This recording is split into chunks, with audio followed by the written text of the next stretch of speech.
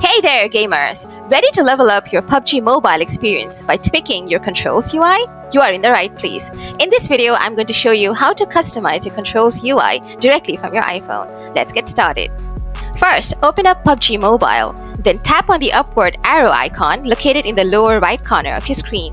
Next, from the menu that appears, tap on Settings. Now, switch to the Customize Buttons tab.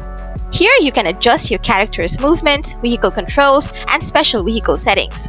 To customize the UI, simply tap on the Customize button, which will launch the UI editor. You can move the buttons around by dragging them across the screen. And remember, you can resize the buttons by pinching in to make them smaller and pinching out to make them bigger. Once you have got everything just right, tap on the Save button.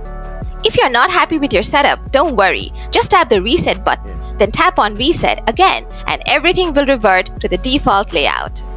So that's how you change the Controls UI in PUBG Mobile on an iPhone. If you found this video helpful, make sure to hit the like button. For more tips and tricks on PUBG Mobile, don't forget to subscribe to the channel. Thanks for watching, and I'll catch you in the next one.